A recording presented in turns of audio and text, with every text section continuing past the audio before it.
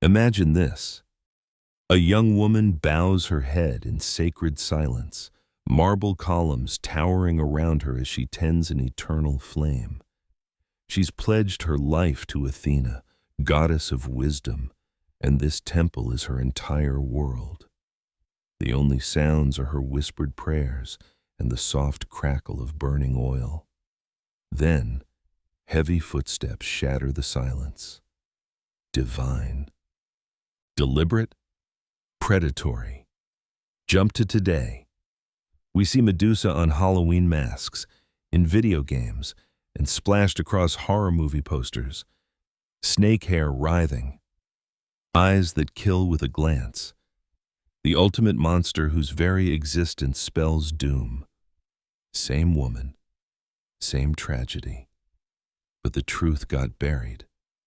What if I told you that every snake coiling from her scalp was born from injustice? That her deadly gaze wasn't a gift of evil, but the twisted aftermath of divine betrayal? That the heroes who hunted her weren't saving anyone, they were finishing what the gods started?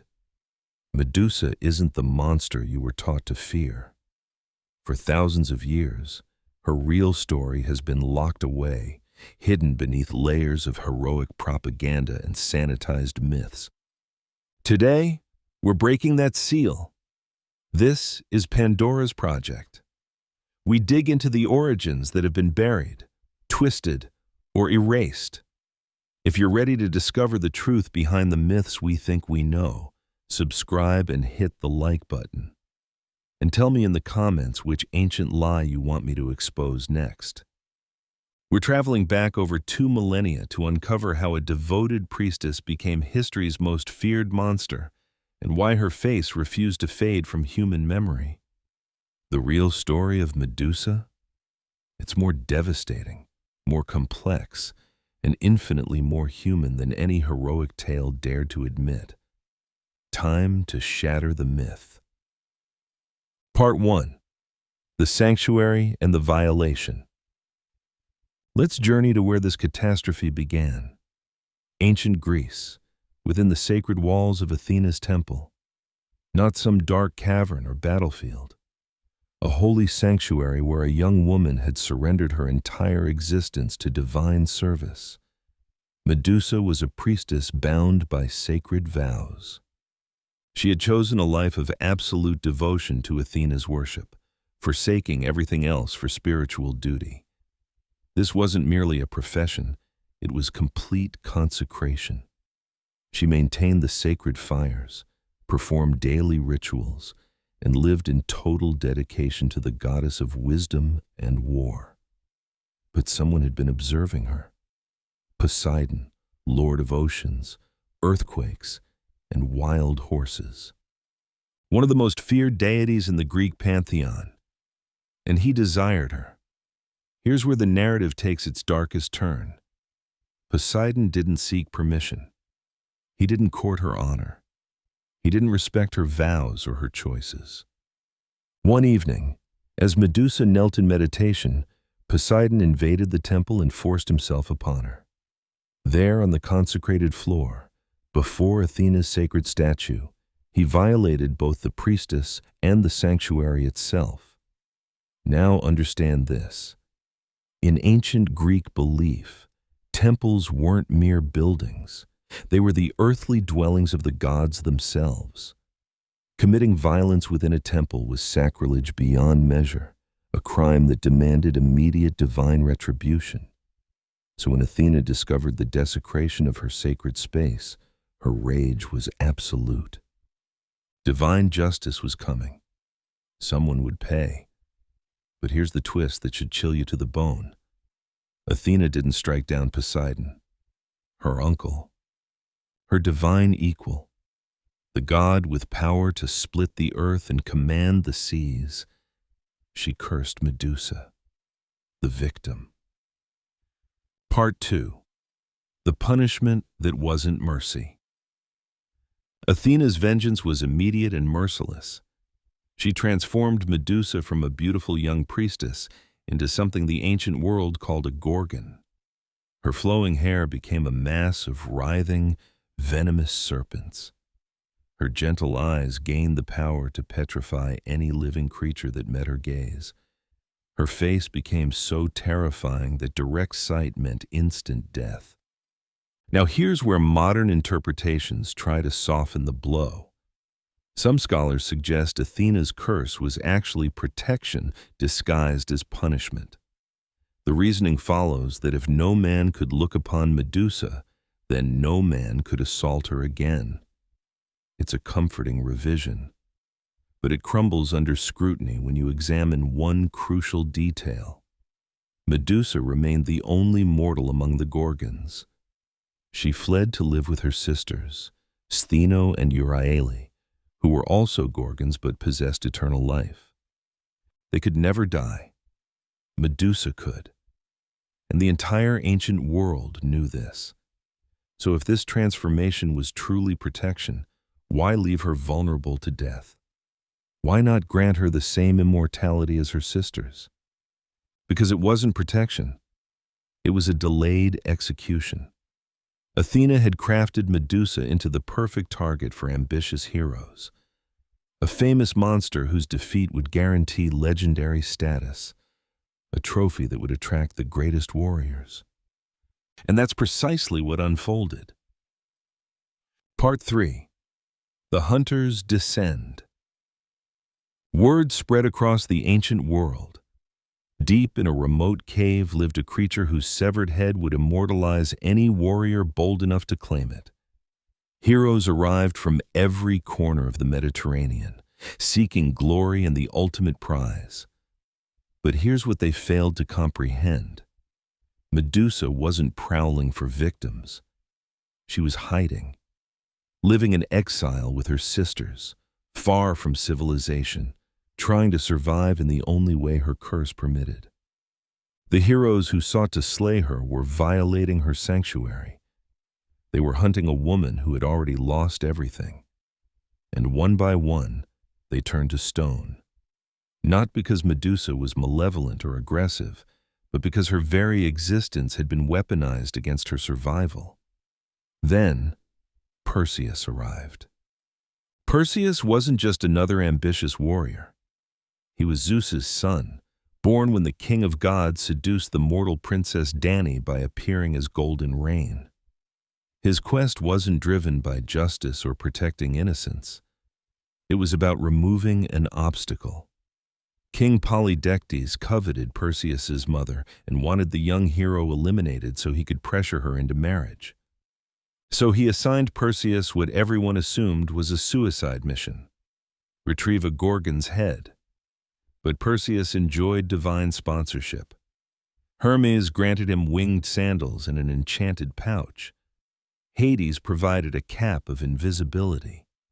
And Athena, the very goddess who had cursed Medusa, gifted him a polished shield that could reveal Medusa's reflection without triggering her fatal gaze.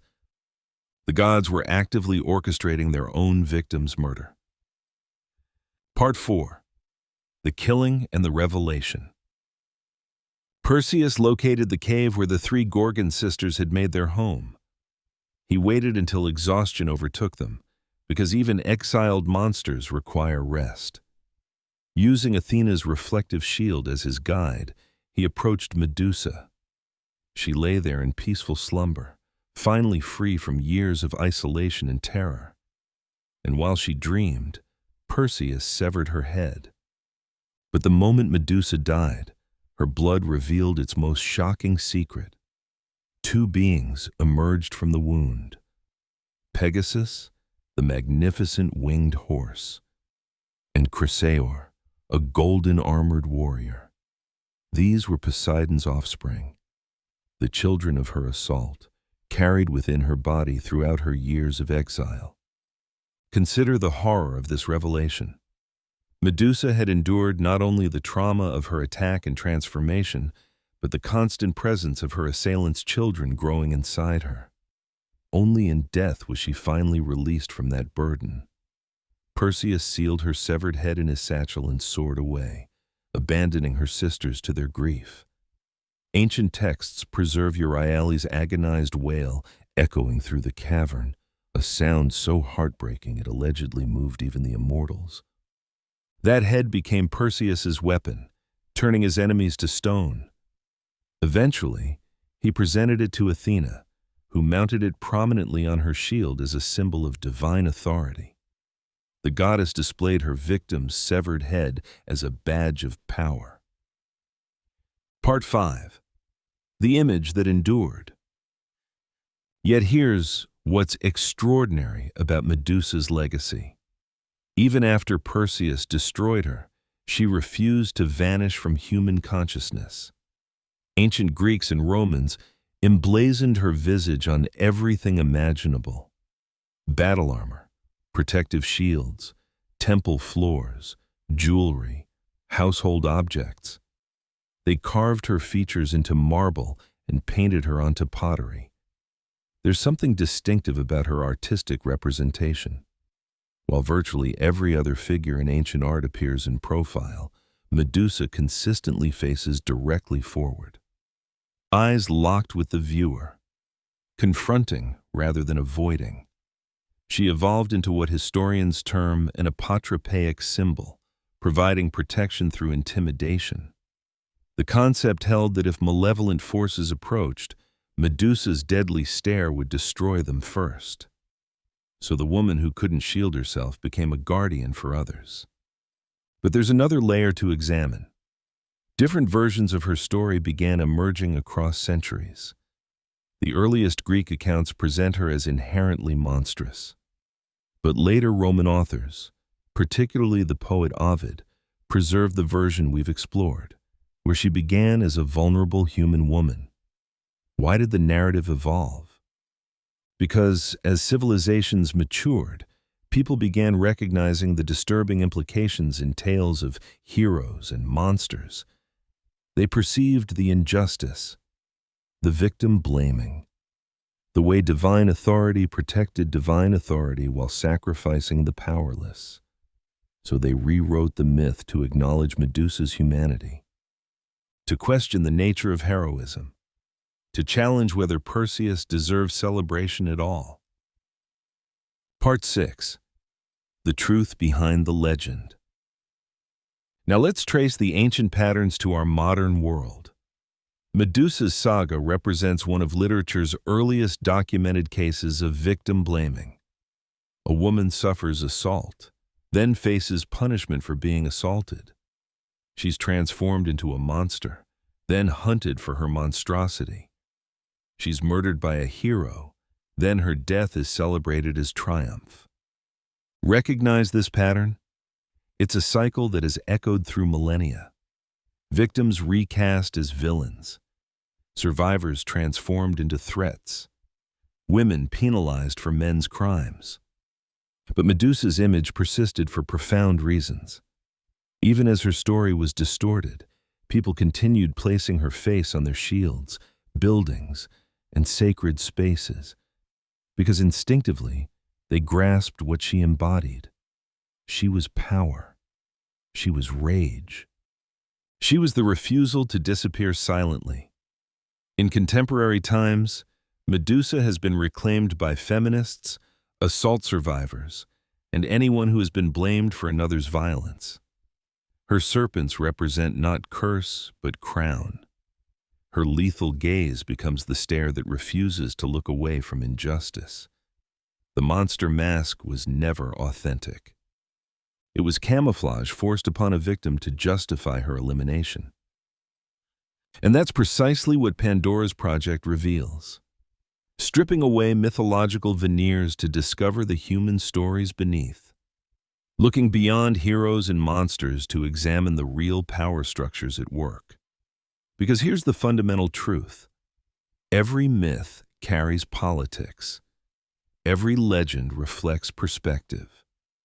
Every tale of good versus evil mirrors the values of those telling it.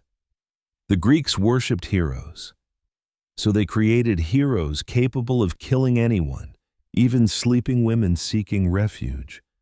They revered divine justice, so they wrote gods who punished victims while rewarding violence. But they also created something unintended, a symbol so potent it outlived their entire civilization. A face that still stares back at us from museum walls, demanding we recognize the woman behind the monster. That's Medusa's authentic story. From priestess to victim to symbol to icon. From ancient temples to modern movements. From divine cruelty to human recognition. The next time you encounter her image, whether on designer merchandise, movie screens, or ancient artifacts, remember, you're witnessing one of history's earliest recorded victims, transformed into one of its most enduring symbols of defiance. The seal is broken, and truth stands revealed. If you're ready to continue shattering these ancient deceptions with me, subscribe to Pandora's Project. Each video, we excavate the origins that have been buried, distorted, or erased. The human stories beneath the myths.